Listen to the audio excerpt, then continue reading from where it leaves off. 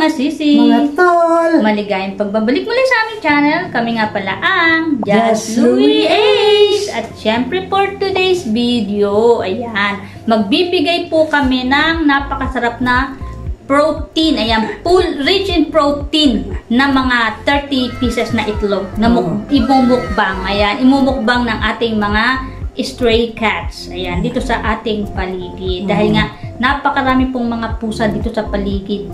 Sa aming bahay ni Lola. Ayan, at lagi po rin sila nanghihingi sa akin, no? Anyway, Tol Ace, ilan ba ang stray cats or mga pusa dito sa Cyprus? Versus sa tao, Alam mo, mas marami kayang pusa dito kaysa tao. Hay? Talaga ba? Oo. Ilan ba ang pusa? Kasi ang pusa, alam ko na 1.5 million. 1.5 million. Oo. Ang dami ng mga cats. Kumpara sa tao naman, ang alam ko naman sa human, 1.2 million. Million lang. 1.2 million. 1.2 million lang. Oh my gosh. Siguro kaya mas marami ang population ng mga pusa dito sa Cyprus dahil nga alam niyo naman ang pusa pag nanganak lima-lima. Okay. Kumpara naman sa mga tao, siyempre ang mga tao, ang mga preggy natin, mga momshim, ang pag nanganak naman yan, mostly naman is single lang naman. Kung minsan, dalawa, twins, ayan, triplets, minsan naman is quadruplets, ayan. Pero mostly is single baby lang naman ang nailalabas ng mga mamshi natin, ng mga preggy. Pero ang mga pusa, grabe. Pag nanganak yan sila, lima-lima. Tapos manganak na, bubuntis na naman. Oo. Sa bahay namin, ang bilis talaga nila magbuntis. Paano nagkaroon ng maraming pusa dito sa Cyprus? Ayan nga, Tol Ace, no? Ang history, ayan. Meron pong history na si Saint Helena ng Constantinople, ayan, na isa siyang santo, no? Na nagpadala ng napakaraming pusa. Ito po ay nasa 2 pool boats, ayan. 2 pool boats talaga na mga ships yan.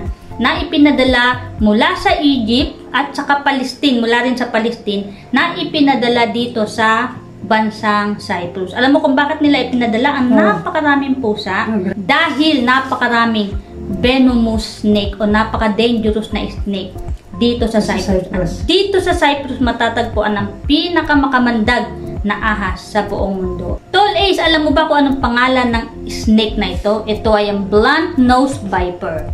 Pot snake. Matarecognize mo ang snake na ito dahil ito ay pot snake. 1.5 meter long. Siya ay napakahaba. Yan.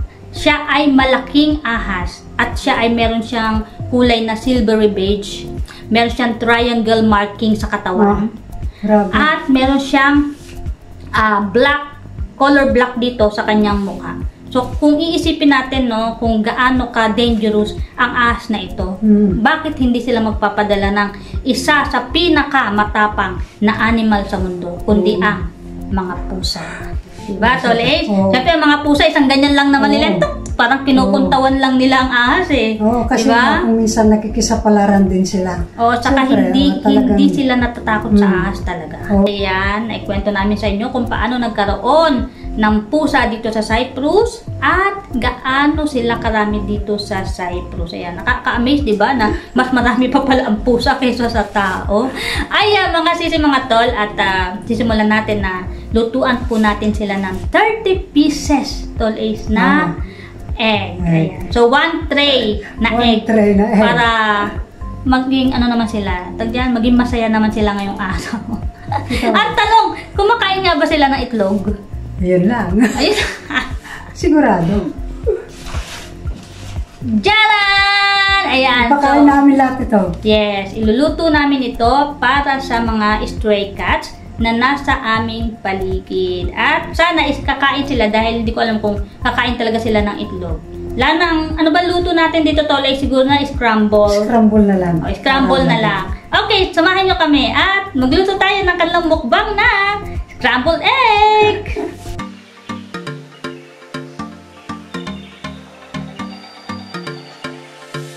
Yung sa bahay, alam mo, naggaganyan sa akin, nahawakan ko. Oo. Lagyan natin ng asin. Kasi nahawakan ulit ko na. Para may lasa.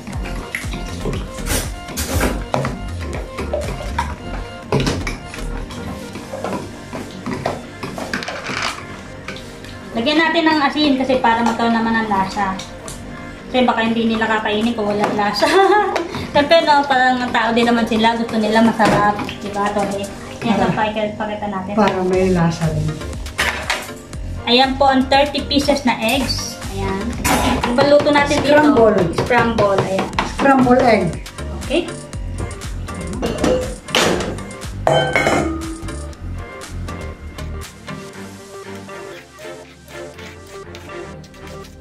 Okay mga sisi mga tol, is ito ay unang salang. So, meron pa po tayong second batch. Kasi baka kako hindi magkasya sa ating kawali. So, medyo malasado para mas makakain ng ating mga mababait na pusa. Mga sisi mga tol, second batch na. Ayan. Second batch na ng kanilang scrambled egg. Ayan. Sarap pa.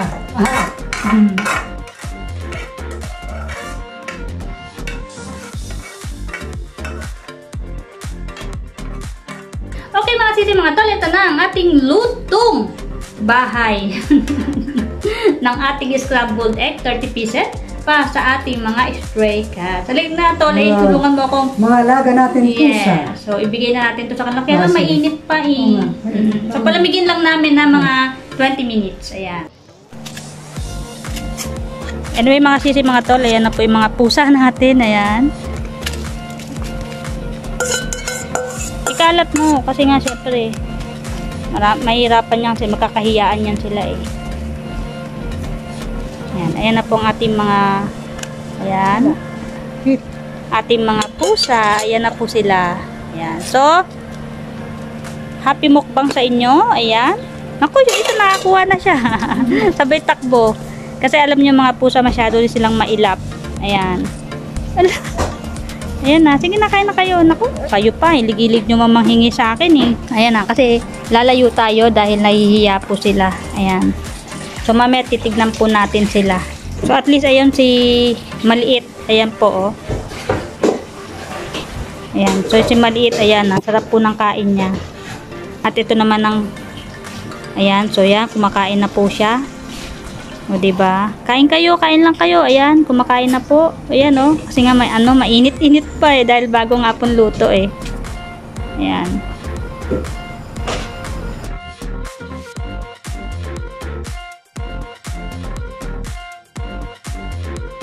Ayan mga sisi. Mga tol. Nako, no. Hindi natin alam kung kailan nila mauubos yung ating binigay na itlog na scrambled egg. Kasi nga, para sila nagkakahiyaan. Ganyan pala ang mga pusa. Hindi sila sabi mo na hindi sila magaslaw.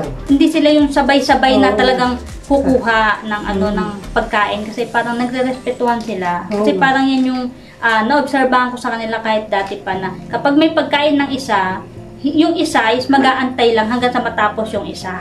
Oo, Tolis, parang yun yung napansin ko. So, kaya hindi sila yung sabi mo nagdudumugan ng kain. Ayan, so nag-aantayan sila. At hindi natin alam, Tolis, kung kailan matatapos ang pagkain nila ng mga scrambled egg. Ayan, so hindi lang sila kakain niya. Pero marami pang darating na po sa yan. Yes, marami pang darating. So, hayaan lang natin dyan sa labas. At syempre, makikikain din dyan ang langgam. Siyempre, mga langgam toles. Ayan, so mga sisi, mga tol. Isa na namang informative vlogs, ano? Kung sino ba talaga ang pinakamarami dito sa Cyprus, kundi ang mga pusa. Ayan, so meron naman kayong isa sa mga natutunan sa ating vlog for today. At syempre, be a giver din pa sa ating mga stray cats, no? Dahil sila po ay isa sa mga nagliligtas sa ating buhay. Sila ang mga kaibigan natin dito sa Cyprus. Mga friendly po ang mga pusa. Ayan. So, mag-ingat-ingat lang din po tayo para hindi rin po tayo makakagat or makakalmot. So, wag po tayo masyadong maharap din sa mga pusa. Lalo hindi natin kilala ang mga ito. Ayan mga sisi, mga tol, kung nagustuhan nyo ang video namin ito, syempre, don't forget to subscribe. At syempre, click nyo ang bell button para palagi po kayong manonotify sa mga susunod naming mga videos. Ayan. So, see you again on the next vlog. Bye-bye.